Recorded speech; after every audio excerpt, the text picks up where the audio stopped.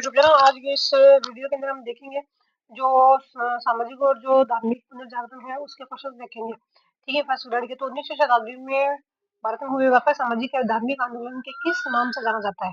तो भारतीय पुनर्जागरण के नाम से जाना जाता है। किसके नाम से? भारतीय पुनर्जागरण से। पुनर्जागरण का जो सूत्रपात है 19वीं शताब्दी में हुआ था। कब हुआ था? पुनर्जागरण का जो सूत्रपात है वो 19वीं शताब्दी में हुआ था।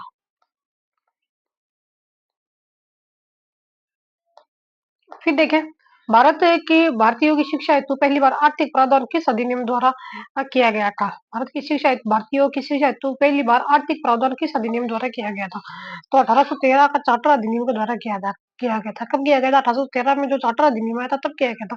भारतीयों की शिक्षा हेतु 1 लाख का प्रावधान किया गया था। जो भारतीयों की शिक्षा हेतु क्या किया गया था? 1 लाख का प्रावधान किया गया था 1813 के अंदर। फिर देखो 19वीं शताब्दी के अंदर क्या था? ईसाई मिशनरियों द्वारा क्या था? भारत में क्रिश्चियन शिक्षा लागू की गई थी। 19वीं शताब्दी में ईसाई मिशनरियों द्वारा भारत में क्या हुई थी? क्रिश्चियन जो शिक्षा वो लागू की गई थी। 1813 का चार्टर अधिनियम जो था ईसाई मिशनरियों द्वारा ईसाई शिक्षा का प्रचार का प्रसार का अधिकार था। ईसाइयों की शिक्षा का प्रचार प्रसार का अधिकार दिया। ईसाइयों की शिक्षा का प्रचार प्रसार का अधिकार दिया था। ठीक है।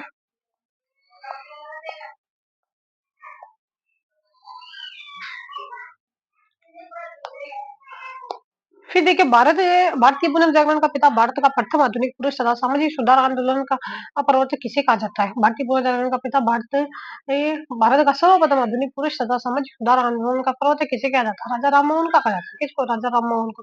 तो 1830 के अंदर क्या होता है? अकबर द्वितीय गुजरात राजा राममोहन राय द्वारा प्रभास राय नवदीप का प्रताप राजा राममोहन राय द्वारा जन्म जो आता 22 मई 1772 के अंदर हुआ था। कब हुआ था? 22 मई 1732 के अंदर। उनके पिता थे रमाकांत, माता थी ये तारिणी देवी। माता कौन सी थी? तारिणी देवी थी। और जो परिवार था वो कौन था? ब्राह्मण परिवार था। माता कौन सी थी? तारिणी देवी थी। फादर थे रमाकांत और परिवार था ब्राह्मण परिवार। उत्तराधिकारी के रूप में उपाधि जो थी राय की थी। उत्तराधिकारी के रूप में उपाधि किसकी मिली थी? राय की मिली थी। और इनके उपनाम देखे राजा राममोहन के। नव चेतना क्रांति का अग्रदूत क्या है? नव चेतना क्रांति का अग्रदूत है। भारतीय राष्ट्रवाद का जनक है। क्या है? भारतीय राष्ट्रवाद का जनक है पक्षकारिता का अग्रदूत। और क्या है? पक्षकारिता का अग्रदूत। क्या है? पक्षकारिता का अग्रदूत।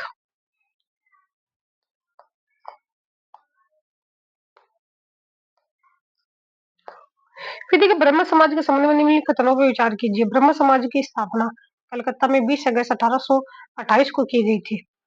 ब्रह्म समाज की स्थापना जो है ब्रह्म समाज की स्थापना कलकत्ता में 20 अगस्त 1828 को की गई थी। 1830 में ब्रह्म सभा नाम से सुधारवादी संगठन की स्थापना 1830 में क्यों हुई? ब्रह्म सभा नाम से सुधारवादी संगठन की स्थापना की गई थी। हाँ, इसको हमको सही बताना है। ब्रह्म समाज की स्थापना कलकत्ता 20 अगस्त 1858 को की 28 को की गई थी। ब्रह्म समाज की स्थापना ब्रह्म समाज की जो स्थापना वो किसके द्वारा की गई थी? राजा राममोहन के द्वारा की थी। इसकी स्थापना प्रारंभ में ब्रह्म सभा के नाम से जानी जाती है। इसकी स्थापना प्रारंभ में किसके? ब्रह्म सभा के नाम से जानी जाती है। तो 1830 में ब्रह्म सभा नाम से सुधारवादी संगठन की स्थापना की गई थी। 1830 में क्या थी? ब्रह्म सभा नाम से सुधारवादी संगठन की स्थापना राजा राममोहन राय की अगर बात करें तो आत्मीय सभा का व्यवस्था 1814 के अंदर राजा राममोहन राय आत्मीय सभा की स्थापना 1814। फिर देखो ब्रह्म समाज के गठन के उद्देश्य के संदर्भ में निम्नलिखित कथनों पर विचार कीजिए। किसे ब्रह्म समाज के गठन के उद्देश्य के संदर्भ में निम्नलिखित कथनों पर विचार करना है और सही उत्तर बताना हमको। ठीक है, सही उत्तर बताना है। देखो 3 कथन है। ब्रह्म समाज का गठन भारत के धार्मिक एवं सामाजिक उत्थान के उद्देश्य से किया गया था। क्या है? ब्रह्म समाज का गठन भारत के धार्मिक एवं सामाजिक उत्थान के उद्देश्य से किया गया था। ये सही है। ब्रह्म समाज का प्रमुख उद्देश्य हिंदू में सुधार कर पुरोहितवाद को समाप्त करना था। ब्रह्म समाज का जो प्रमुख उद्देश्य था क्या? हिंदू धर्म में सुधार कर पुरोहितवाद को समाप्त करना था। क्या था ब्रह्म समाज का प्रमुख उद्देश्य? धर्म हिंदू हिंदू धर्म में सुधार कर पुरोहितवाद को समाप्त करना था। कर्मकांडी व्यवस्था थी। यह क्या थी? कर्मकांडी व्यवस्था थी। थर्ड क्या था? ब्रह्म समाज का उद्देश्य धार्मिक एवं सामाजिक कुरीतियों को समाप्त करना भी था। ब्रह्म समाज का उद्देश्य क्या था? तो धार्मिक और जो सामाजिक कुरीतियां थी उनको भी समाप्त करना था। तीनों ही कथन सही है, फर्स्ट, सेकंड और थर्ड।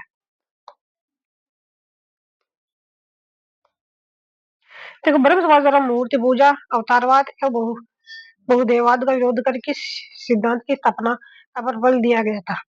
तो ब्रह्म समाज द्वारा मूर्ति पूजा, अवतारवाद एवं बहुदेववाद का विरोध कर किस सिद्धांत की स्थापना पर बल दिया गया था? तो होता है केशववाद। कौन सा था? केशवचंद्र। मतलब शाहजहां मूर्ति पूजा, अवतारवाद एवं भूखवाद का विरोध करके सिद्धांत की स्थापना पर बल दिया गया था। देखो 1814 1800 4 की अगर बात करें, राजा राममोहन राय ने केशववादियों की प्रशंसा की थी। 1804 में राजा राममोहन राव ने अकेश्वरवाद की प्रशंसा की। फारसी भाषा में ग्रंथ लिखा। कौन सी भाषा में ग्रंथ लिखा? फारसी भाषा में ग्रंथ लिखा था। तुफात तोहफात उल मुहिद्दीन लिखा था।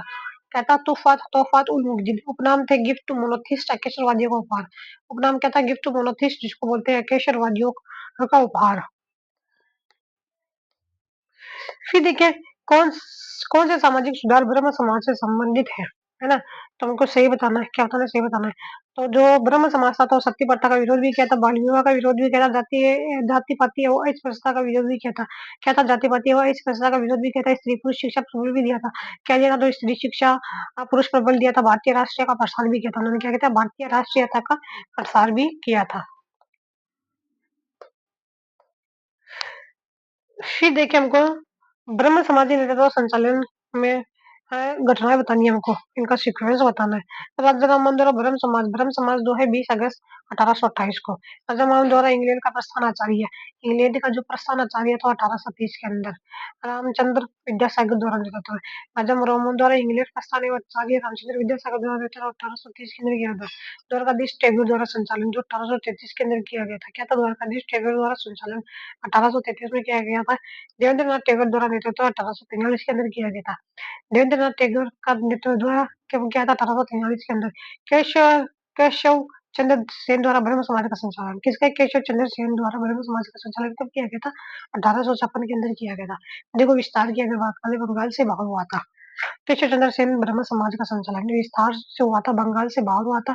यूपी पंजाब मद्रास में इसकी शाखा हाँ, जोड़ी गई थी। यूपी, पंजाब, मद्रास में इसकी शाखा जो है वो जोड़ी गई थी। यूपी, पंजाब, मद्रास में इसकी शाखा जोड़ी गई। फिर देखिए ब्रह्म समाज का विभाजन किस वर्ष हुआ तथा इसके मुख्य कारण क्या थे? ब्रह्म समाज का विभाजन किस वर्ष हुआ? इसका मुख्य कारण क्या थे? 1865 देवेंद्र टैगोर और केशव चंद्र सेन के वैचारिक मतभेद। 1865 में क्या होता? देवेंद्र चंद्र टैगोर व केशव चंद्र सेन के वैचारिक मतभेद। देखो 1865 में क्या होता है? केशव चंद्र सेन की आचार्य की उपाधि छीनी। 1865 में जो थे केशव चंद्र सेन की जो है आचार्य की उपाधि उपाधि उपाधि जो छीन ली थी, किसने छीनी थी? देवेंद्रनाथ टैगोर ने छीनी थी। किसने? देवेंद्रनाथ टैगोर ने। फिर कारण था हिंदू धर्म को सेक्युलर मानना। कारण क्या था? उन्होंने जो था मतलब हिंदू धर्म को क्या मानते थे? लेकिन मानते थे। और ये जो पित्त धारण का विरोध किया। और क्या था? ये जो पित्त धारण का किया गया था, उन्होंने विरोध किया था। फिर देखो 1878 में ब्रह्म समाज को पुनः विभाजन के परिणाम स्वरूप गठित साधारण ब्रह्म समाज के प्रमुख नेता कौन थे? 1878 में ब्रह्म समाज के पुनः विभाजन के परिणाम स्वरूप गठित साधारण ब्रह्म समाज के प्रमुख नेता कौन थे? तो आनंद मोहन बोस और शिवनाथ शास्त्री। कौन सा था? आनंद मोहन बोस और शिवनाथ शास्त्री। 1878 में ब्रह्म समाज के पुनः विभाजन के परिणाम स्वरूप गठित साधारण ब्रह्म समाज के प्रमुख नेता कौन थे? आनंद मोहन बोस और शिवनाथ शास्त्री थे। कौन थे? आनंद मोहन बोस और शिवनाथ शास्त्री। ब्रह्म समाज की पहली बार जो विभाजन हुआ था, ब्रह्म समाज का पहली बार विभाजन कब हुआ था? 1865 में हुआ था। कब हुआ था? 1865 में हुआ था। इसकी कितनी शाखाएं थी? 2 शाखाएं थी। कितनी शाखाएं थी? 2 शाखाएं थी। एक तो थी ब्रह्म ब्रह्म समाज मूल शाखा थी। एक तो कौन सी थी? ब्रह्म समाज मूल शाखा थी। नेतृत्व था जो देवेंद्रनाथ टैगोर ने किया था। जो ब्रह्म समाज मूल शाखा थी, उसका जो नेतृत्व था किसने किया था? देवेंद्रनाथ टैगोर ने किया था। फिर आदि ब्रह्म समाज जो था, फिर इसका संचालन केशव चंद्र सेन ने किया था। आदि ब्रह्म संचालन का किसने किया था? संचालन केशव चंद्र सेन ने। विभाजन हुआ था इसका 78 के अंदर हो गया था। कब हुआ था? 1878 के अंदर हो गया था। शाखा जो थी साधारण ब्रह्म समाज थी। शाखा कौन सी थी? साधारण ब्रह्म समाज थी।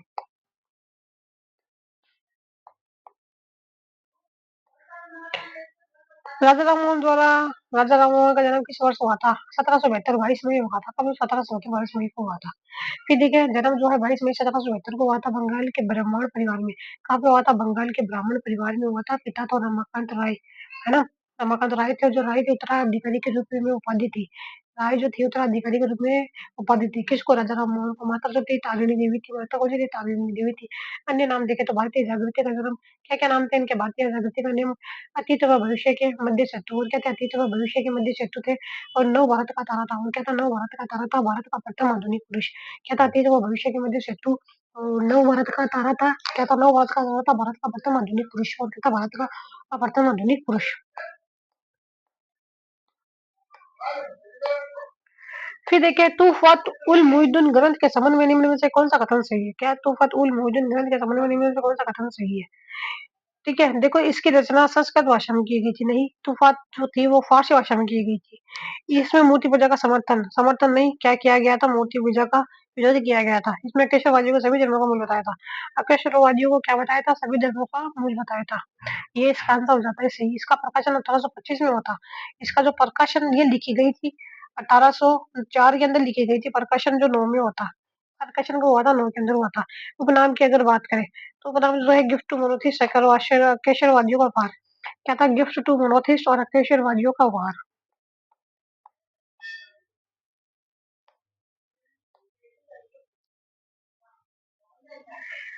फिर देखो कथन कारण बता राजा राममोहन राय को पत्रकारिता का अग्रदूत कहा जाता है। ठीक है, ये सही है ना? उन्होंने समाधि कौमुदी और मिरात उल अखबार जैसे पत्रों का प्रकाशन किया था फारसी भाषा के अंदर। कब किया था? 22 के अंदर किया था। कब किया था? 22 के अंदर। देखो उन्होंने संवाद कौमुदी और मीरातुल अखबार जैसे पत्रों का प्रकाशन किया था 22 के अंदर किया था। फिर देखिए दोनों सही है। कथन और कारण व्याख्या करता है। फिर देखो सती प्रथा का विरोध जो था, है ना? इसमें कब हुआ था? 1861 के अंदर हुआ था। संवाद कौमुदी भाषा बंगाल या बांग्ला के अंदर था। संवाद कौमुदी भाषा तो सी बंगाली या बांग्ला की बंगाली थी। अन्य समाचार पक्ष की अगर बात करें तो ब्रह्मनिकालीन भाषा जो थी अंग्रेजी थी। ब्रह्मनिकल भाषा कौन सी थी? अंग्रेजी थी। बंगदूत तो था भाषा जो हिंदी था। बंगदूत तो था भाषा जो था हिंदी था। ब्रह्मनिकल भाषा अंग्रेजी में थी।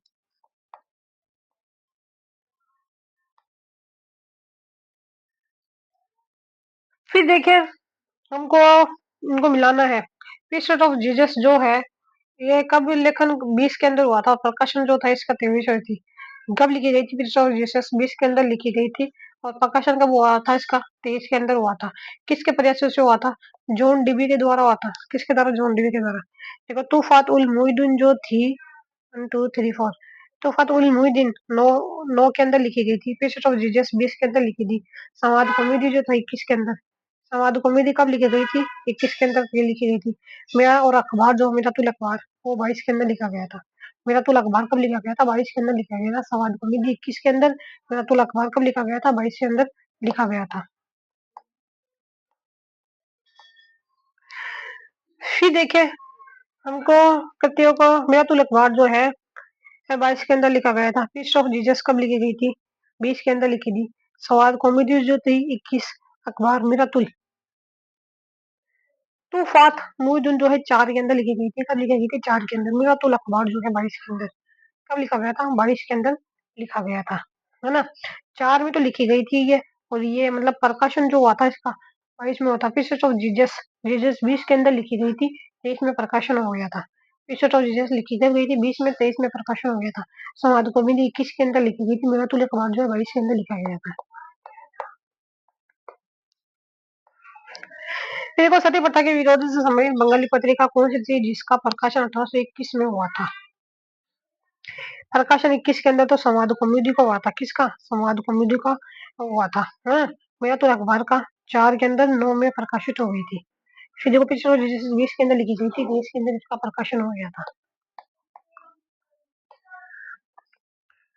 फिर देखे राजा राय राजा राम मोहन की मृत्यु अ, राजा राम मोहन की मृत्यु एवं दफन से संबंधित इन कथनों पे विस्तार कीजिए, है ना? और सही बताना है हमको। क्या बताना है? सही बताना है। राजा राम मोहन की राय की मृत्यु 27 सितंबर 1833 के अंदर हुई थी। कब हुई थी? 27 सितंबर 1833 के अंदर हो गई थी। कब हुई थी? 33 के अंदर हो गई थी। ईस्ट इंग्लैंड में हुई थी। ब्रिस्टल इंग्लैंड में हुई थी। कब हुई थी? ब्रिस्टल इंग्लैंड के अंदर हुई थी। उन्हें सर्वप्रथम स्पेटल इंग्लैंड में दफनाया गया था। कहाँ पे गया गया था? इंग्लैंड के अंदर स्पेटलैंड में दफनाया गया था। स्टेपलेटन के अंदर दफनाया गया था इंग्लैंड के अंदर ही। 43 में उन्हें ऑर्वेस वेल्ले कब्रिस्तान में पुनः दफनाया गया। फिर देखो 10 साल बाद के अंदर, है ना? 43 के अंदर उन्हें और अर्नोवेल्स कब्रिस्तान में पुनः दफनाया गया जहाँ उनका स्मारक बना हुआ है। 43 में कहाँ दफनाया गया उनको? अर्नोवेल्स वेल्ले कब्रिस्तान में पुनः दफनाया गया जहाँ उनका क्या बना हुआ है? स्मारक बना हुआ है। नाटक जो थी ना उसके ऊपर, नाटक में क्या लिखा हुआ है? हरिकरी नाटक की पंक्तियाँ लिखी हुई है विजयराज चतुर्थ। इनका जहाँ स्मारक बना हुआ क्या है? विजयराज चतुर्थ की जो हरिकरी नाटक की पंक्तियाँ लिखी हुई है। फिर देखिए हमको राजा राममोहन द्वारा स्थापित संस्थाओं का सही कालानुक्रम व्यवस्थित करना है ना? तो हमको बताना है आत्मीय सभा की स्थापना। कलाम बुकलेट में 15 में दे रखा है।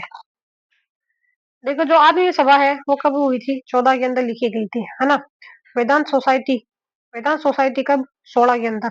कलकत्ता हिंदू कॉलेज की स्थापना डेविड हेयर की सहायता से कब? 17 के अंदर। क्या है कलकत्ता हिंदू कॉलेज की स्थापना? क्या है कलकत्ता हिंदू कॉलेज की स्थापना डेविड हेयर की सहायता से कब? 17 के अंदर। कलकत्ता म्यूटेनियरम कमेटी जो है 21 के अंदर करी गई थी। कलकत्ता म्यूटेनियरी कमेटी। वेदांत कॉलेज जो है 25 के अंदर। सोसाइटी कब थी? 16 के अंदर। सोसाइटी 100 से 16 से सोसाइटी 16 के अंदर। कॉलेज जो है 25 की उम्र में पढ़ाने लग जाता है कॉलेज में, ठीक है।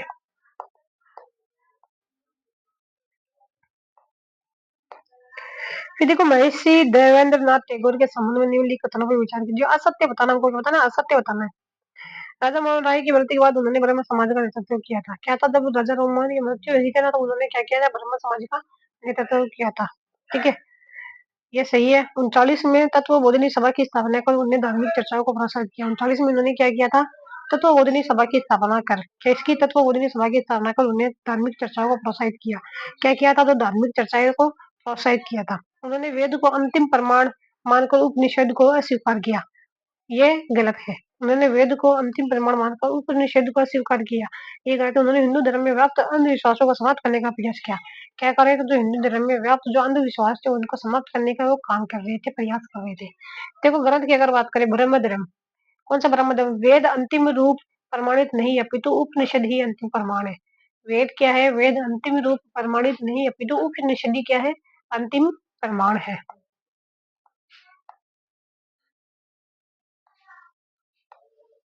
फिर देखिए इंडियन मिरर नामक प्रथम भारतीय दैनिक समाचार पत्र का संपादन किसने किया? क्या है? इंडियन मिरर नामक प्रथम भारतीय दैनिक समाचार पत्र का संपादन किसने किया था? केशव चंद्र सेन ने किया था। किसने? केशव चंद्र सेन ने। देखो जो इंडियन मिरर जो था इसकी लैंग्वेज इसकी भाषा थी, है ना?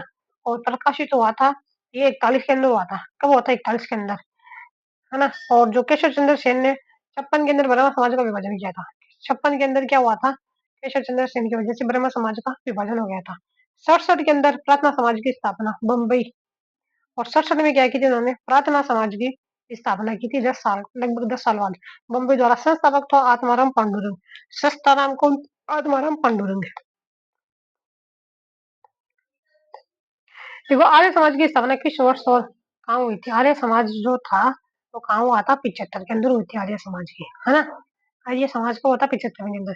स्थापना जो हुई थी 10 अप्रैल 75 के अंदर हुई थी। कहाँ पे हुई थी? बम्बई के अंदर हुई थी आर्य समाज की स्थापना 10 अप्रैल 75 के अंदर मुंबई के अंदर। संस्थापक जो थे वो स्वामी दयानंद सरस्वती थे। कौन थे संस्थापक? स्वामी दयानंद सरस्वती थे। पहले नियम कितने थे? 28 थे। बाद में नियम जो है कितनी हो गई थी इसके अंदर? पहले संस्थापक जो थे दयानंद सरस्वती थे, पहले कितने थे? 28। नियम बाद में कितने कर दिए थे? 10। मुख्यालय जो था प्रारंभिक मुख्यालय मुंबई के अंदर था, 77 लाहौर पाकिस्तान में हो गया। मुख्यालय जो था प्रारंभिक मुंबई के अंदर था। कहाँ पे? बम्बई के अंदर। 77 के अंदर कहाँ कर दिया था उन्होंने? लाहौर पाकिस्तान के अंदर। पहले कहाँ पे था? बम्बई के अंदर। आर्य समाज का मुख्यालय बाद में लाहौर पाकिस्तान में हो गया था 77 के अंदर। कब? 77 में लाहौर में हो गया था। फिर देखो आर्य समाज की स्थापना का मुख्य उद्देश्य क्या था? आर्य समाज जो है उसकी स्थापना का मुख्य उद्देश्य क्या था? तो था कर्मकांडी वैदिक प्रथाओं को बढ़ाना, नहीं उसको विरोध करना था। कर्मकांडी वैदिक प्रथाओं को बढ़ाना नहीं था, विरोध करना था।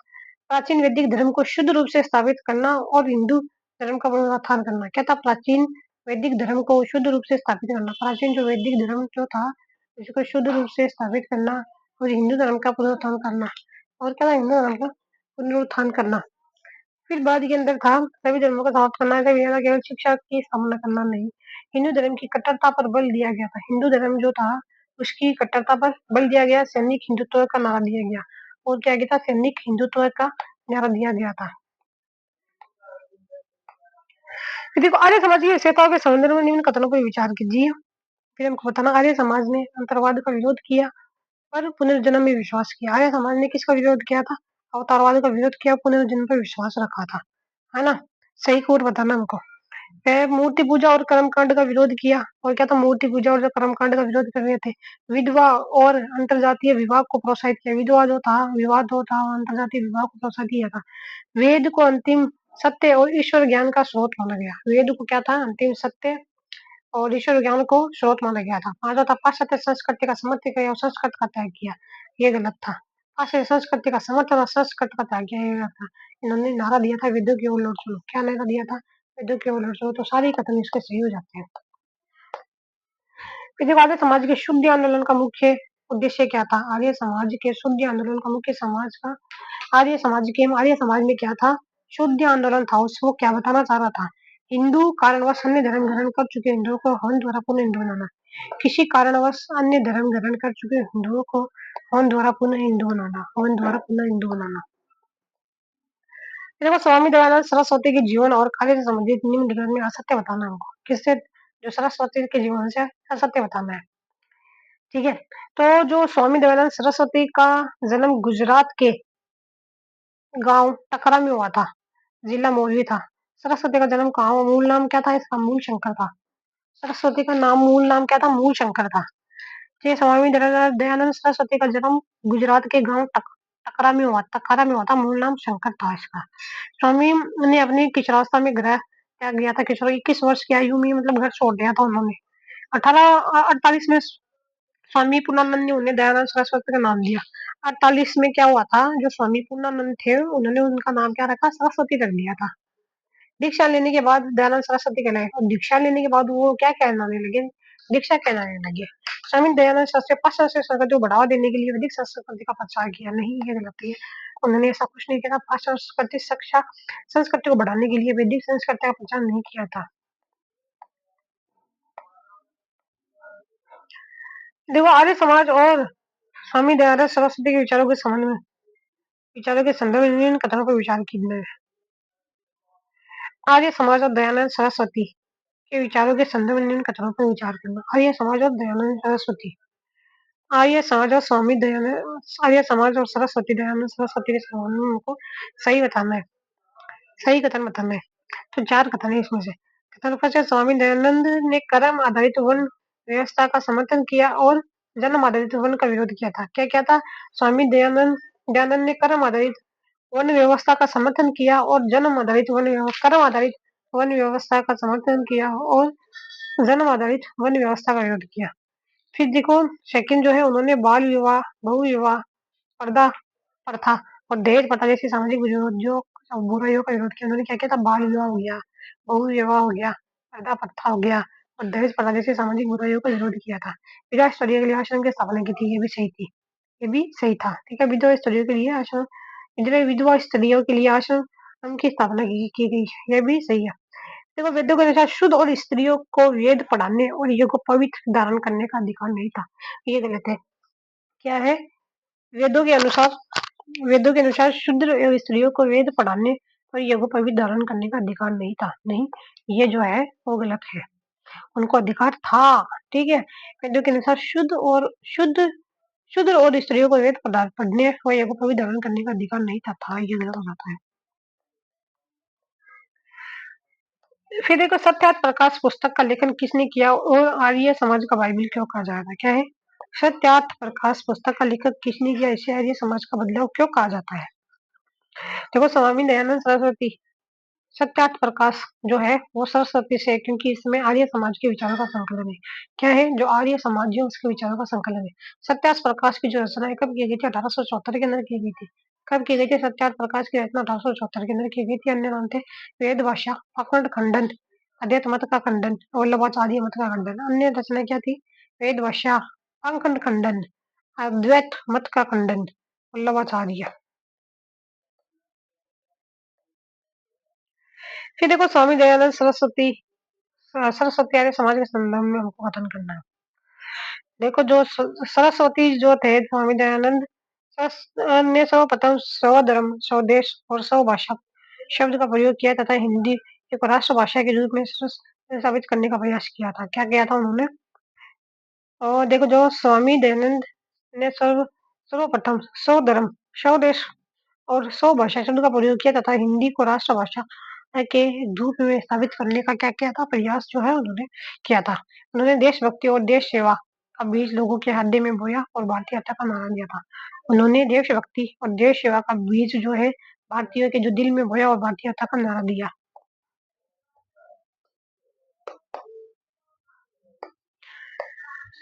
फिर देखो हमको बताना है कौन विभिन्न व्यक्तियों को मत को दर्शाता है। क्या है विभिन्न व्यक्तियों के मत को दर्शाता है? एनी बेसेंट स्वामी दयानंद पहले व्यक्ति थे जिन्होंने भारतीय हत्या का नारा दिया था। एनी बेसेंट ने क्या बोला, जो सरस्वती थे वो पहले व्यक्ति थे जिन्होंने भारतीय हत्या का नारा दिया था।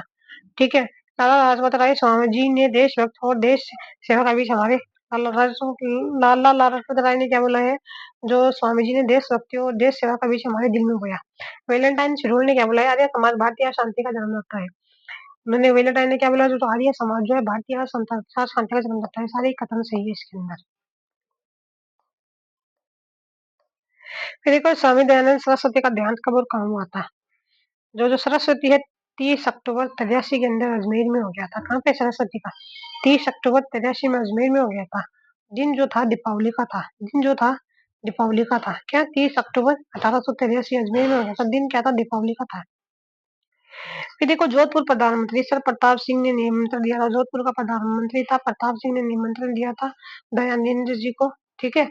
मई 83 को जोधपुर पहुंचे और 83 के अंदर वो जोधपुर में पहुंच गए थे। ठीक है।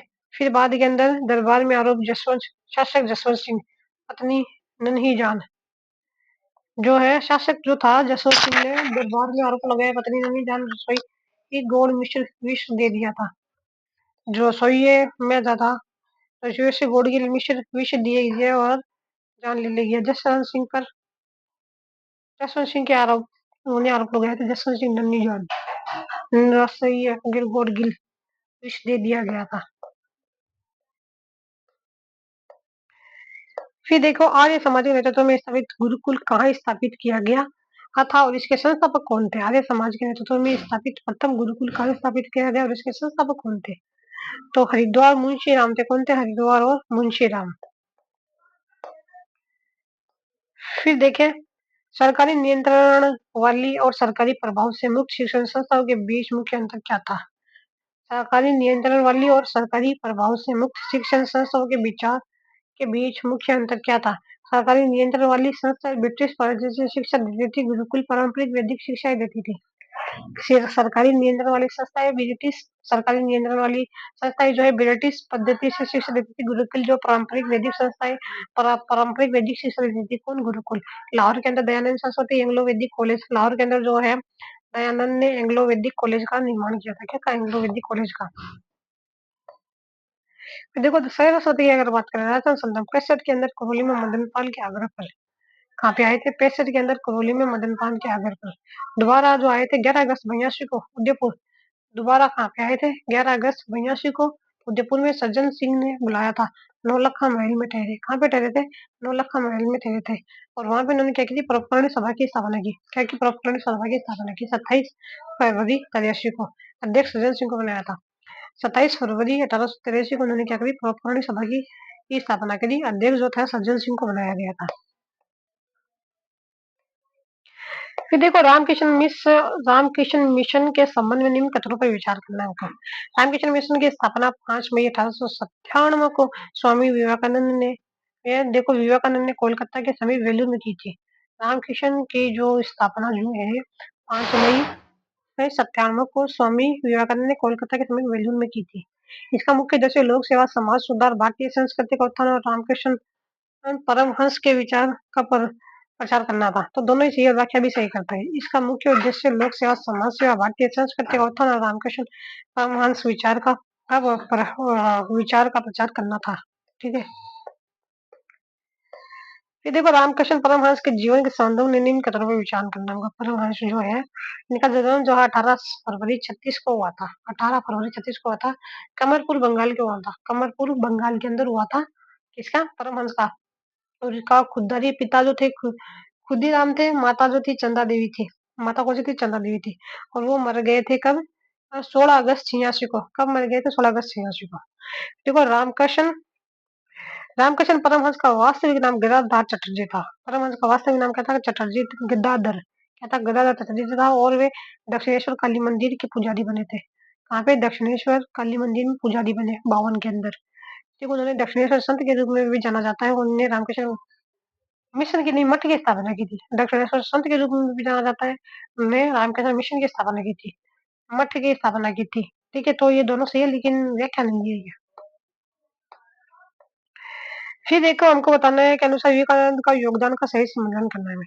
सुभाष चंद्र बोस, स्वामी जी में महात्मा बुद्ध का आद्य और शंकराचार्य के पूरी तथा आधुनिक भारत के निर्माता।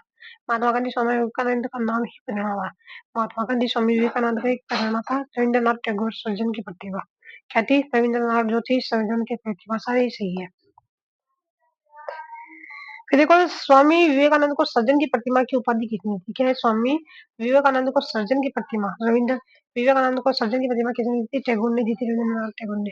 उपाधि जो तूफानी हिंदू, अमेरिका के लोगों द्वारा। उपाधि क्या थी? ये तूफानी हिंदू अमेरिका के लोगों ने कब? शिकागो धर्म सम्मेलन कब दी थी? शिकागो धर्म सम्मेलन में दी थी 11 सितंबर 1893 में। कब? 11 सितंबर 1893 के अंदर। फिर देखो, स्वामी विवेकानंद का जन्म कब और कहाँ हुआ तथा उनका बचपन का नाम क्या था? 12 जनवरी 63 कलकत्ता में हुआ था और नरेंद्र था।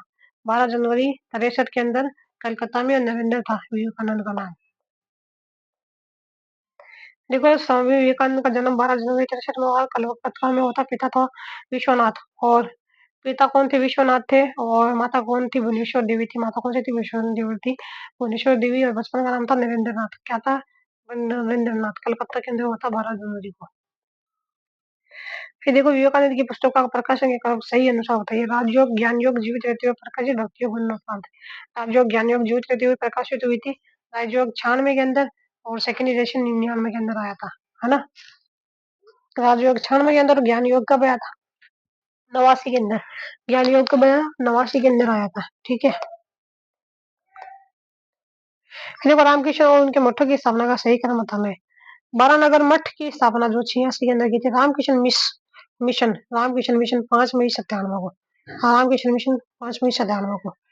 फिर ज्ञावती में अद्वैत आश्रम की स्थापना। ज्ञावती में कहाँ पे? ज्ञावती में अद्वैत आश्रम की स्थापना 19 मार्च 99 को कलकत्ता के अंदर। ज्ञावती में अद्वैत आश्रम की स्थापना कब? 19 मार्च 99 को कलकत्ता के अंदर। वेलूर मठ की स्थापना की अगर बात करें, किसकी वेलूर मठ की स्थापना की? तो 9 दिसंबर 89 को। कहाँ पे? पश्चिम बंगाल में। वेलूर मठ की स्थापना कब हुई थी? 9 दिसंबर 89 को पश्चिम बंगाल के अंदर। ठीक है, तो इसी को हमको लगा देना है। फिर स्वामी विवेकानंद शिकागो धर्म सम्मेलन में किस विषय पर प्रवचन देने गए थे और कब भारत के प्रतिनिधि के रूप में शामिल हुए थे? स्वामी विवेकानंद शिकागो धर्म सम्मेलन में किस वर्ष पर प्रवचन देने गए और कब भारत के प्रतिनिधि के रूप में शामिल हुए थे? तो वो गए थे 11 सितंबर 93 को। कब गए थे? 11 सितंबर 93 को किए गए थे। योग पर देखो, ये जो 3 है, योग पर 11 सितंबर 93 में, वेदांत पर 5 मई 97 के अंदर, भक्ति 19 मार्च 89। व्याख्या प्रारंभ की थी इन तीनों के अंदर, मेरे अमेरिका बहनों और भाइयों। उन्होंने व्याख्या प्रारंभ की थी, मेरे अमेरिका को भाइयों भाइयों। धर्म सम्मेलन जाने से पूर्व खेतड़ी जुगनू, धर्म सम्मेलन जाने से पूर्व खेतड़ी जुगनू। शासक अजीत सिंह नाम जो था विवेकानंद था। शासक अजीत सिंह ने क्या नाम लिखा? विवेकानंद रखा था। धर्म सम्मेलन जाने से पूर्व खेतड़ी के जो राजा थे अजीत सिंह, उन्होंने उनका नाम क्या लिखा? विवेकानंद। मन्ना बाई जी, प्रिय मोरे, अवगुण चितनो उधरो नामक भजन सुनाया। मन्नो जी, मन्नो भाई जी, मैं प्रिय मेरू अवगुण चित्रों उद्धरो नामक भजन सुनाया था। फिर देखो, विवेकानंद के जीवन और उनके कार्यों से संबंधित कथन असत्य बताना। हमको क्या बताना है? असत्य बताना है। ठीक है, तो असत्य जो है का देहांत 9 में हुआ था। 9 में नहीं हुआ था उनका। जो दिया मतलब 2 के अंदर हो गया था। कब हो गया था? 2 के अंदर हुआ क्या था? बेलूर मठ में हुआ था। कब हुआ था? 2 के अंदर, जुलाई में, 2 में, 1902 में, और बेलूर मठ के अंदर। जनवरी 1897 में विदेश यात्रा के बाद वे कोलंबो पहुंचे और lecture from Colombo to Almora प्रकाशित हुई थी। 97 में विदेश यात्रा के दौरान वो काबुल पहुंचे थे, कोलंबो पहुंचे थे। Lecture from Colombo to Almora प्रकाशित हुई। बेलूर मठ की जिम्मेदारी उन्होंने स्वामी ब्रह्मानंद और शादानंद को सौंपी। और बेलूर मठ की जिम्मेदारी उन्होंने किसको दी दी थी? ब्रह्मानंद और शादानंद को दे दी थी। जून 99 के अंदर वे स्वास्थ्य सुधार के लिए विदेश गए थे। 99 में कहाँ पे गए थे? स्वास्थ्य सुधार के लिए विदेश गए और पेरिस धर्म संसद में 1900 में भाग लिया था। और पेरिस के अंदर क्या था? सम्मेलन, धर्म संसद में 1900 में भाग लिया था। उनका जो जरूरत थी वो 2 के अंदर हो गई थी, जुलाई के अंदर। ठीक है, इसी के साथ ये टॉपिक कंप्लीट होता है, आगे हम नेक्स्ट के अंदर देखेंगे, तब तक के लिए बाय बाय, टेक केयर।